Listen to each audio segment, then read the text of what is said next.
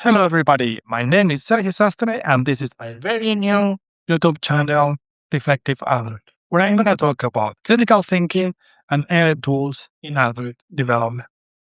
In today's video, I'm going to show you how to work with an MCP, a model context protocol, which is an open standard for AI models to communicate with external tools. And in this case, it's going to be GitHub, a GitHub MCP. For that, I'm going to show you, first of all, a prompt. It's a pull request where I have plenty of comments, and some of those comments have some code change suggestions.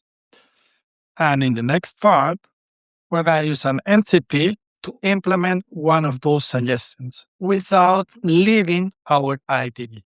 So let's do it.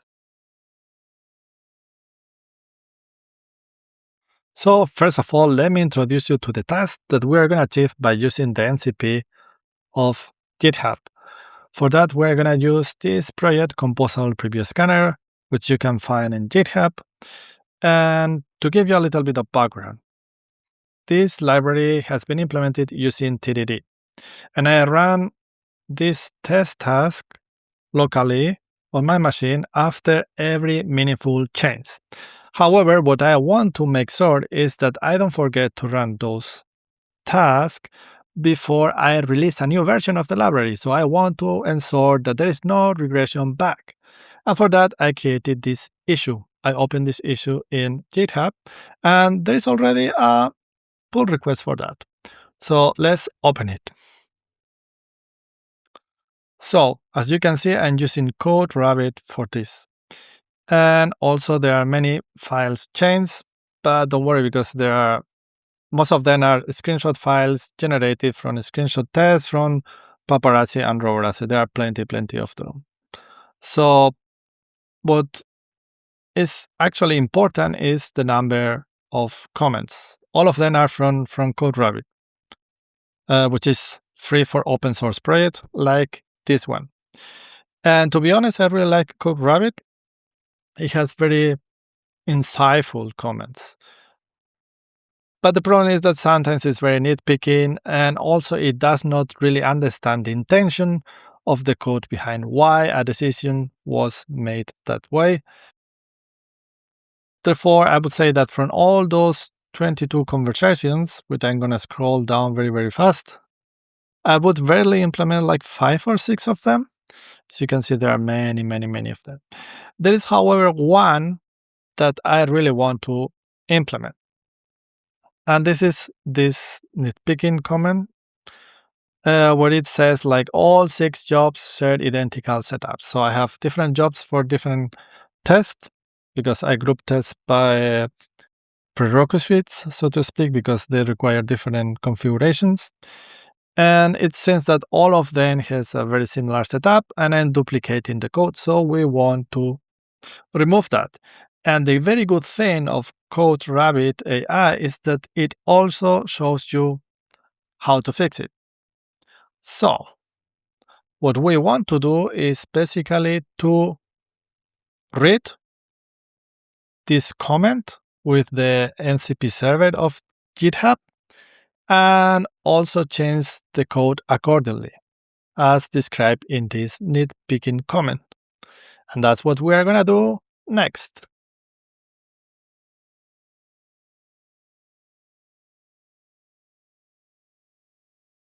So I've already opened Android Studio, and I have already successfully configured GitHub MCP. On the left, we have the file we want to modify with AI, and on the right, we have the AI assistant. When we are using MCP, it's very important. We have to use the agent mode, because in as mode, we are going to get errors. They only work in agent mode, so make sure that this tab is active. And secondly, I'm going to disable, or I've already disabled, these checkboxes. They are used to give context to the prompts, but in this case, I don't want to give any context. The context is what I write in the prompt. That's it.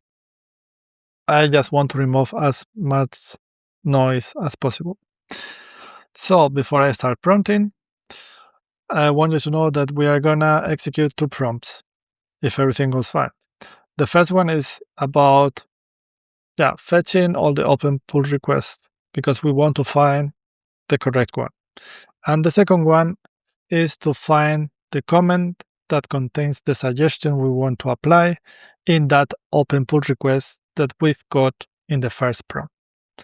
So that's how we are going to proceed. Let's do it. So let's start prompting.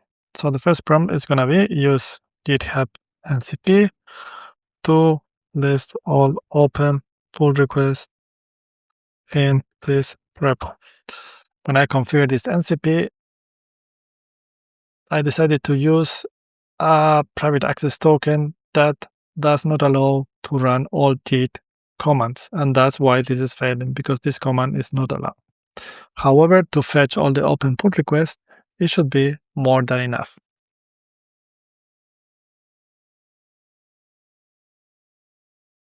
At the time I'm recording this, I believe there's only one open pull request, and that's this one exactly, which we're gonna use as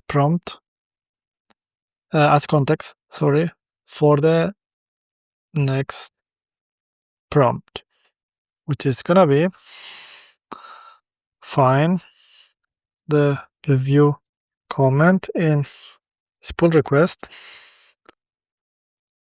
that is about eliminating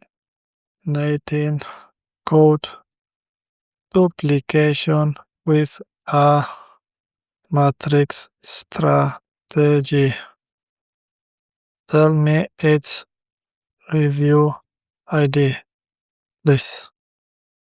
Let's try to be polite. Why not?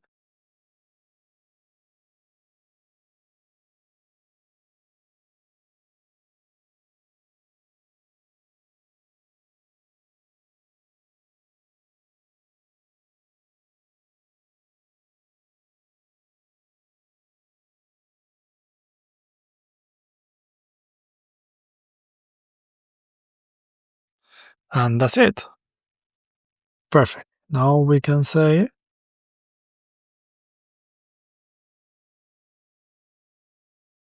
please implement the suggested changes in comment,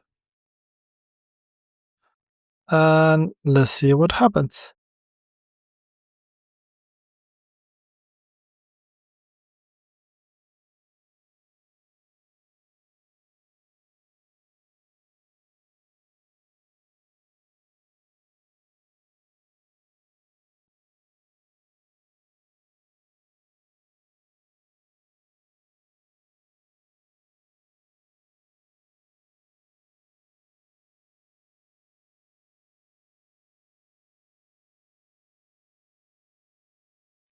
So here we have the change, which we are gonna accept, and then it tells us basically what it has done.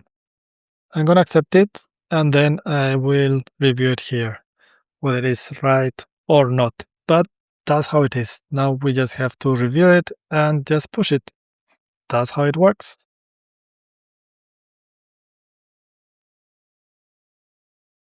Now that we have seen a real use case of the GitHub MCP, let's talk about the advantages and disadvantages of using it.